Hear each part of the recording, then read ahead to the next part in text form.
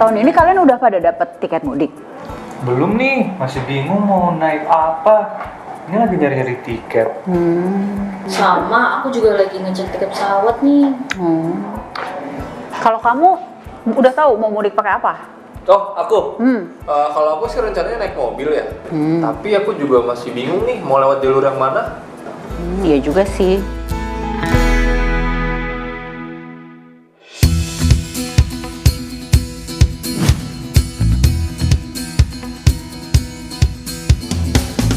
Lebaran selalu menghadirkan tradisi besar yang dinanti. Mudik. Jutaan masyarakat bergerak hampir dalam waktu yang bersamaan.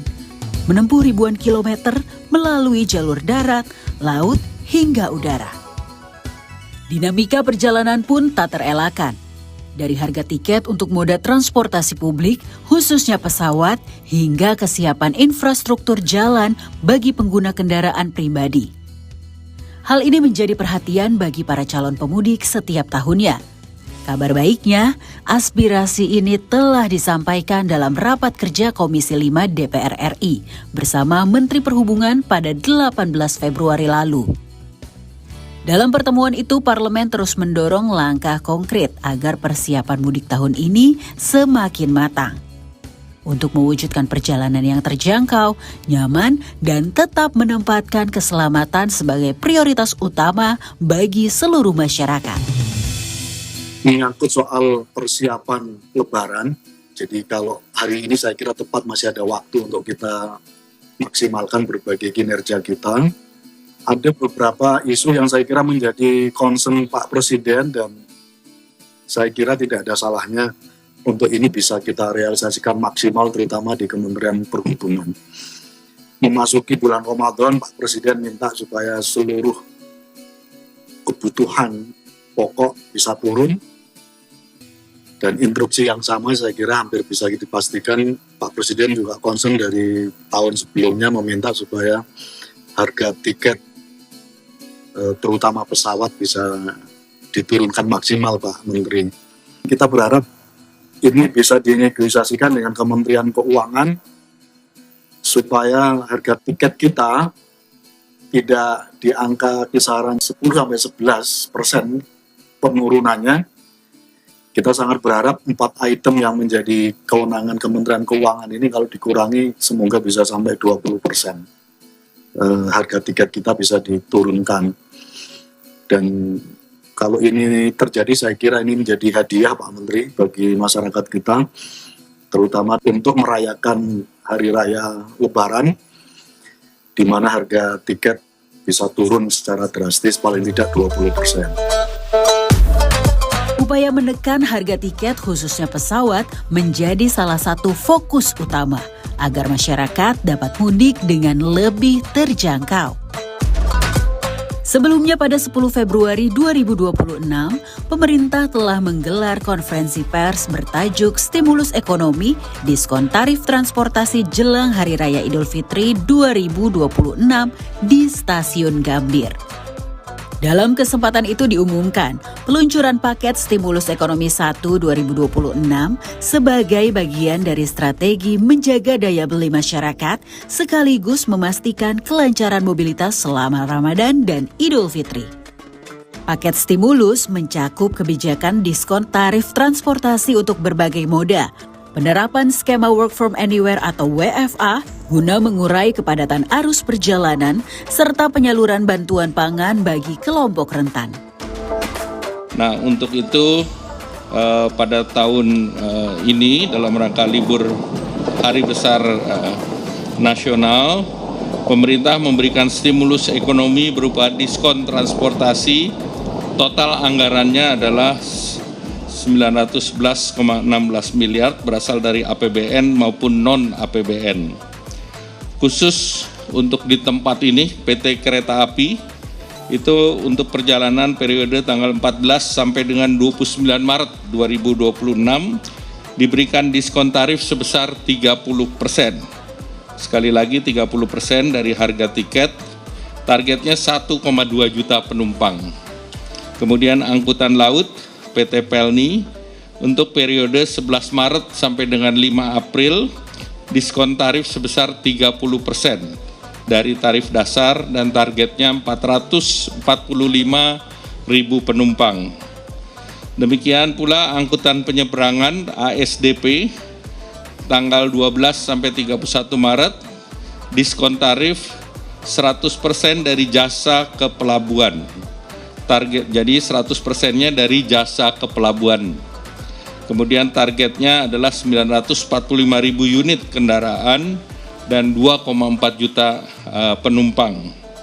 Angkutan udara untuk periode 14 sampai 29 Maret 2026 dengan diskon tarif antara 17-18% untuk kelas ekonomi dan perjalanan dalam negeri, targetnya 3,3 juta penumpang. Tahun ini, pemerintah mengambil langkah konkret dengan memberikan stimulus diskon tiket pesawat yang lebih besar sekitar 17-18%. Berbeda dari Lebaran tahun lalu sebesar 13-14%. Langkah stimulus yang disampaikan Menteri Koordinator Bidang Perekonomian menegaskan keberpihakan pemerintah dalam menjaga daya beli masyarakat, sekaligus mengurai potensi kepadatan arus mudik 2026. Diskon tarif di berbagai moda transportasi menjadi instrumen strategis untuk mendorong pergerakan yang lebih terdistribusi dan terencana. Kebijakan ini dirancang tidak hanya untuk mendukung kelancaran mudik, tetapi juga menjaga stabilitas ekonomi nasional di tengah lonjakan pergerakan masyarakat.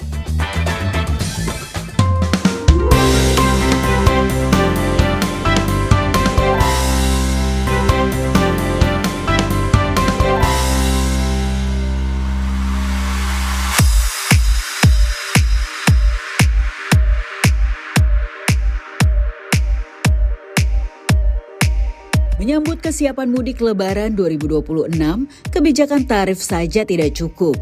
Kesiapan infrastruktur dan antisipasi risiko di lapangan juga tak kalah penting. Karena hal itu sangat dibutuhkan bagi pemudik yang menggunakan kendaraan pribadi. Hal ini pula yang menjadi perhatian anggota Komisi 5 DPR RI.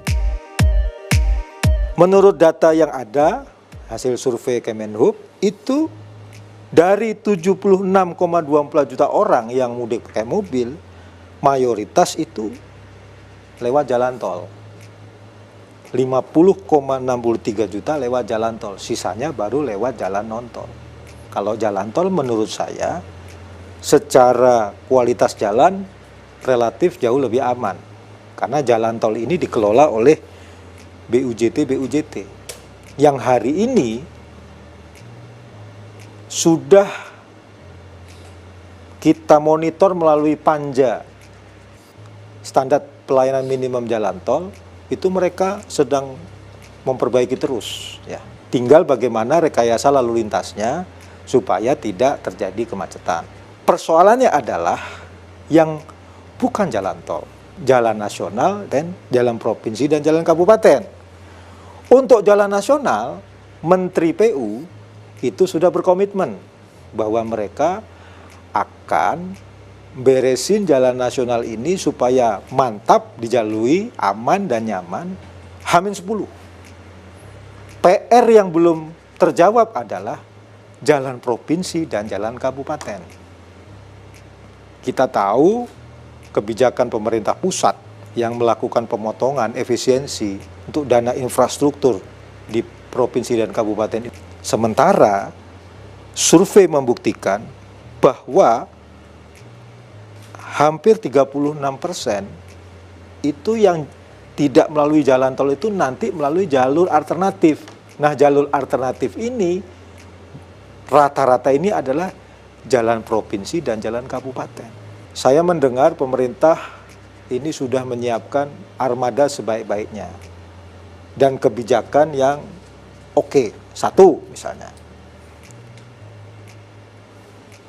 kereta api, bus, penyeberangan dan lain-lain, saya melihat persiapannya sudah jauh lebih baik dari tahun lalu.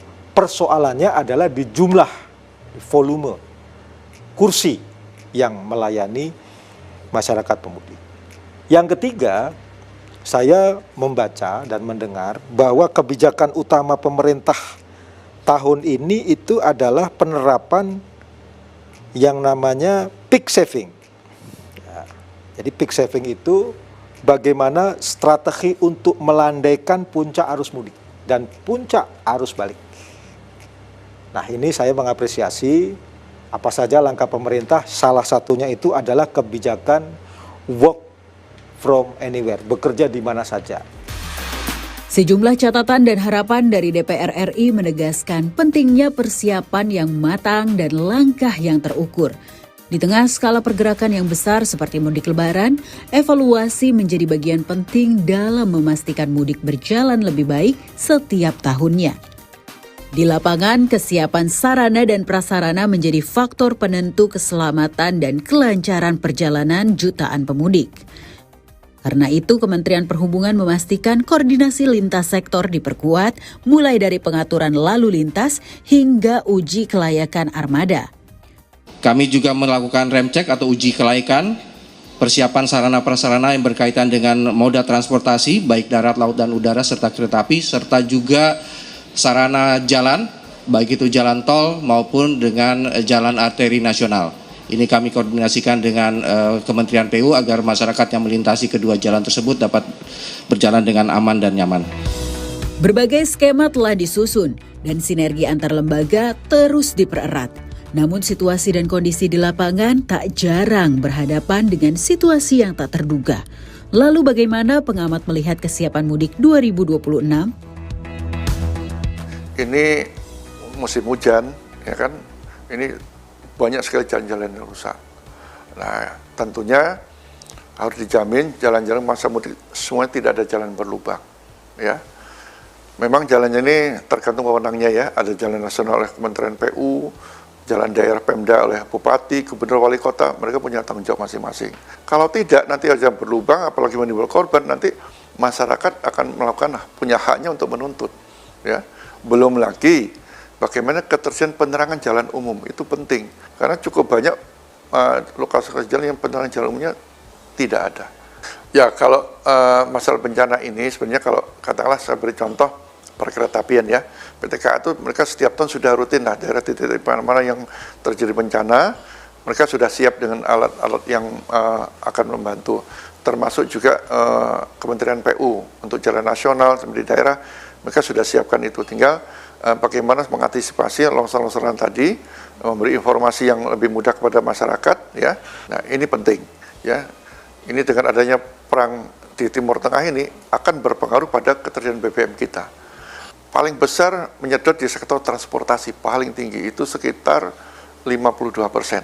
Transportasi paling banyak 90% itu di darat.